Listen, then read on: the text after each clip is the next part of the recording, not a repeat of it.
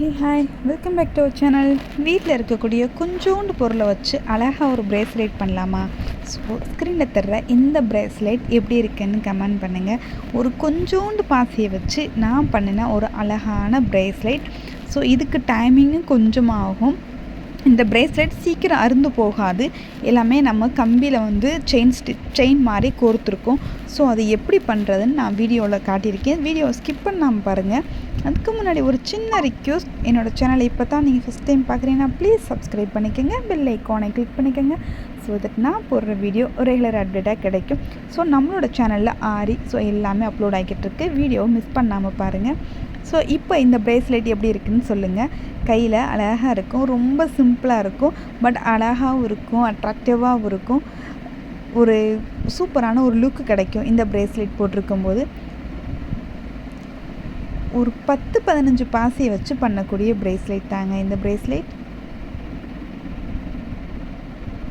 சரி வாங்க வீடியோக்குள்ளே போகலாம். இப்போ நம்மளோட பிரேஸ்லெட்டுக்கு நான் நார்மலாக இருக்கக்கூடிய கம்பி தான் எடுத்திருக்கேன். இந்த கம்பி பார்த்திங்கன்னா ரொம்ப மெல்லிஸாக இருக்கும். நம்ம கையில் ஹேண்டில் பண்ண ரொம்ப ஈஸியாக இருக்கும். ஈஸியாக வளைக்க முடியும். சின்ன சின்ன பீட்ஸ் போடுறதுக்கு ரொம்ப ஈஸியாக இருக்கும். இந்த பிரேஸ்லெட் எடுத்துக்கிறேன். உங்கள்கிட்ட எந்த பாசி இருக்கோ அந்த பாசி எடுத்துக்கோங்க. ஸோ உங்களுடைய சாய்ஸ் தான், எனி கலர் எனி பாசி. ஸோ நான் இன்றைக்கி நம்ம ஆரிக்கு போடுவோம் இல்லையா, அந்த பீட்ஸ் என்கிட்ட இருந்துச்சு. ஸோ அதை வச்சு நான் ஒரு சின்னதாக ஒரு சிம்பிளாக நீங்களே வீட்டில் பண்ணக்கூடிய ஒரு பிரேஸ்லெட் தான் நான் பண்ணுறேன். ஃபஸ்ட்டு நான் கம்பி எடுத்துக்கிறேன். ஸோ கம்பி உங்களுக்கு தெரியுதா கரெக்டாக? ஓகே, இப்போ கம்பி நான் எடுத்துக்கிறேன். ஃபஸ்ட்டு நம்மளுக்கு தேவையான கம்பி நான் எடுத்துகிட்டு எப்படி நான் வளைச்சி ஹோல்ட் பண்ணுறேன்னு பாருங்கள். அதே மாதிரி தான் நீங்கள் பண்ணணும். ஸோ கம்பியை நம்ம ஃபஸ்ட்டு எட்ஜை பிடிச்சிட்டு மீதம் உள்ள கம்பி இருக்குது பார்த்தீங்களா, அதை நான் ஒரு ரோல் பண்ணுறேன். உங்களுக்கு நல்லா தெரியும்னு நினைக்கிறேன். கம்பியை நாங்கள் பிடிச்சிக்கிறேன். என்னோடய ரைட் ஹேண்டில் கம்பியை நான் பிடிச்சிக்கிறேன். லெஃப்ட் ஹேண்டில் நான் கம்பியை லைட்டாக ரோல் பண்ணுறேன். பார்த்துக்கோங்க. ரோல் ஆனோன்னா அங்கே ஒரு நாட்டு விழுகிற மாதிரி கொஞ்சம் டைட் ஆயிரும். கீழே ஒரு ஹோல் இருக்கும். ஸோ அந்த ஹோலில் நம்ம பாசியை லாக் பண்ணும்போது கீழே பாசி விழுகாது. ஓகே, இப்போது எக்ஸஸாக இருக்கிற நம்ம கம்பியை கட் பண்ணிக்கலாம்.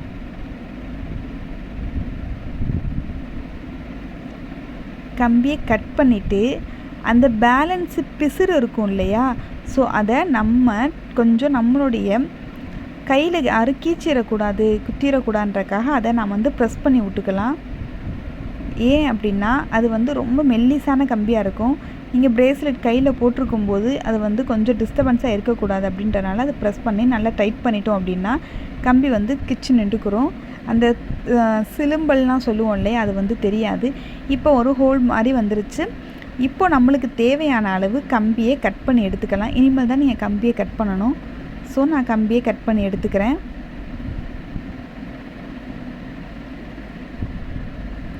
கம்பி கட் பண்ணி எடுத்தாச்சு. இப்போ எனக்கு தேவையான பாசியை நான் அதில் இன்செர்ட் பண்ணிக்கிறேன்.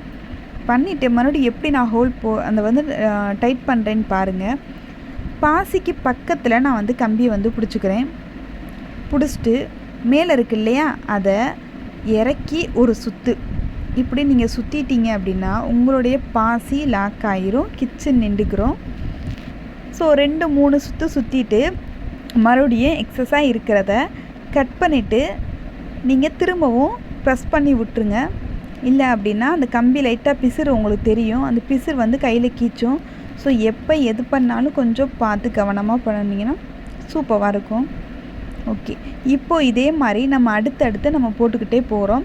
அடுத்தடுத்து எப்படி போட்டு போகிறோம் அப்படின்னா 1 by 1 அதிலே நம்ம கோர்த்துக்கிட்டு போகணும்.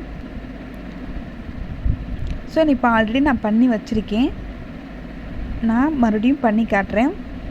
ஆல்ரெடி போட்டோம் இல்லையா, நம்ம ஒரு ஹோல் இருக்கும் இல்லையா, அந்த ஹோலில் தான் நம்ம திரும்பவும் ஒரு கம்பியை கொடுக்குறோம். கொடுத்துட்டு இப்போது இதை மேலே கொண்டு வந்துடுறோம்.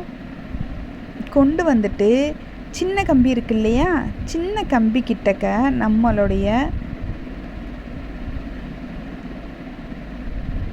அதை பிடிச்சி அந்த கம்பியை லைட்டாக ஒரு சுற்றணும். நல்லா டைட்டாக முறுக்கணும். முறுக்கிட்டிங்க அப்படின்னா கிச்சன் நின்றுக்கிறோம். அவ்வளோதாங்க, சிம்பிளாக பண்ணக்கூடியது. இதே மாதிரி நீங்கள் ஸ்டெப் பை ஸ்டெப்பாக இன்செர்ட் பண்ணிக்கிட்டே போகலாம். மிச்சம் இருக்கிறத எக்ஸஸாக இருக்கிறத கட் பண்ணிவிட்டு அதையும் நல்லா டைட் பண்ணிடுங்க. ஓகே, இவ்வளோதான். ரொம்ப சிம்பிளாக ரொம்ப ஈஸியாக பண்ணியாச்சு.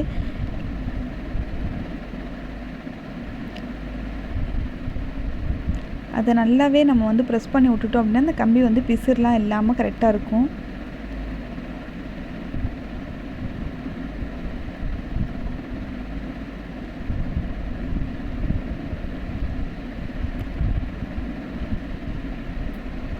இப்போது நான் ஃபஸ்ட்டு ஒரு பாசி போட்டேன் இல்லையா, இப்போ 2 பாசி போடுறேன். 2 பாசி போட்டுட்டு திரும்பவும் அதே மாதிரி நான் பாசிக்கு பக்கத்தில் கம்பியை பிடிச்சி ஒரு டைட் பண்ணுறேன். பிடிச்சி ஒரு டைட்டிங் கெட்டியமாக பிடிச்சிட்டு நீங்கள் டைட் பண்ணிங்கன்னா கரெக்டாக இருக்கும். ஸோ அவ்வளோதான், ரொம்ப சிம்பிளாக பண்ணக்கூடிய ஒன்று. ஸோ இதை நீங்கள் ரெடி பண்ணி நல்ல ஒரு மார்ஜின் வச்சு நீங்கள் சேல்ஸ் பண்ணலாம். ஸோ கம்மல் பண்ணலாம், இதே ப்ராசஸில் கொலுசு பண்ணலாம். ரொம்ப அழகாக இருக்கும் கொலுசுலாம் பண்ணிங்கன்னா. ஸோ நெக்ஸ்ட் வீடியோ நான் உங்களுக்கு போடுறேன். அவ்வளோதாங்க, உங்களுக்கு எந்த கலர் வேணுமோ நீங்கள் பண்ணலாம். ஸோ நான் இன்றைக்கி கையில் தெரியாமல் இருக்கணும், பட் ஆனால் அழகாகவும் இருக்கணும் அப்படின்றதுக்காக ஒரு சிம்பிளான ஒரு ப்ராசஸில் நான் பண்ணிக்கிட்டு இருக்கேன்.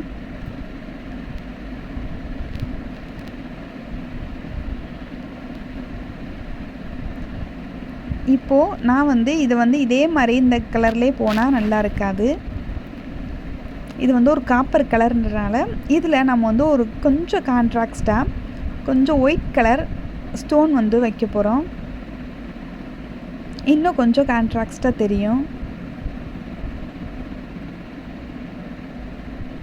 ஓகே, இந்த ஸ்டோன் வந்து கொஞ்சம் தொங்குற மாதிரி இருக்கும், அழகாகவும் இருக்கும்.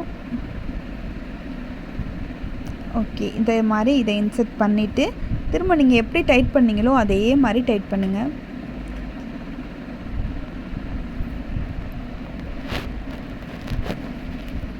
அவ்வளோதான்.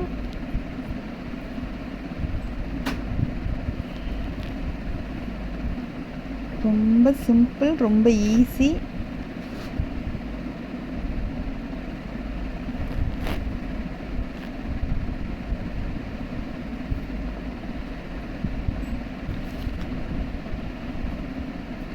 இப்போது உங்களுக்கு என்னென்ன டிசைன் இதில் வேணுமோ நீங்கள் அதே மாதிரி வரிசையாக நீங்கள் ஆர்கனைஸ் பண்ணிக்கலாம்.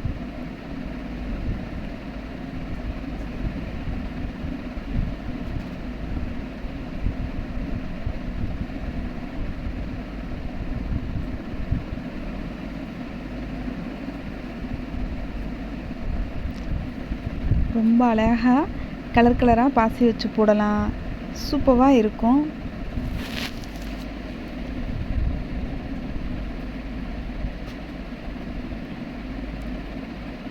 ஓகே, கிட்டத்தட்ட எல்லாம் ரெடி பண்ணி முடிச்சாச்சு. இப்போ நம்ம ஃபைனலாக நம்ம நாட் போடுவோம் இல்லையா, லாக் போடுற இடத்துக்கிட்டக்க ஒயிட் கலர் பாசி வச்சு நான் வந்து முடிக்கிறேன். ஏன்னா அந்த லாக் போடுற இடத்துக்கிட்ட தான் நான் டிசைனே கொண்டு வர்றேன். ஸோ வேறு எங்கேயும் நான் எந்த டிசைனும் வைக்கலை. லாக் போடுற இடத்துக்கிட்டக்க ஒயிட் கலர் பாசி வச்சு நான் லாக் போடுறேன், கொஞ்சம் அழகாக இருக்கட்டும் அப்படின்றதுக்காக.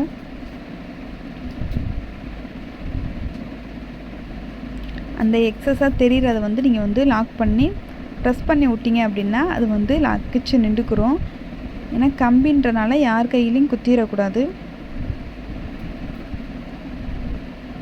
ஓகே, அவ்வளோதான், ரெடி பண்ணியாச்சு.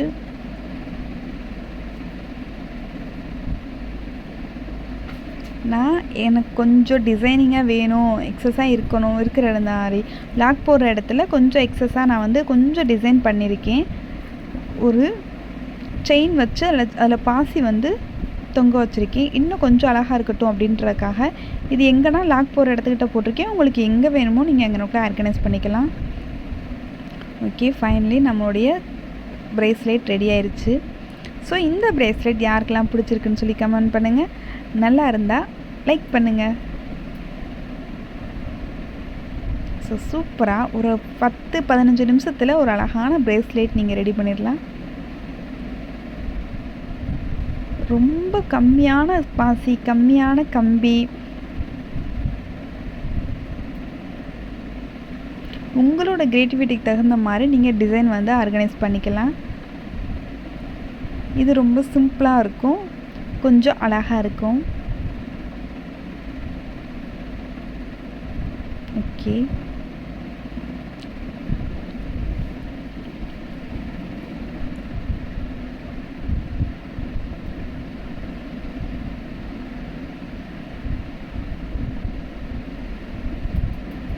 எப்படி இருக்குன்னு கமெண்டில் சொல்லுங்கள். அழகாக இருக்குதா?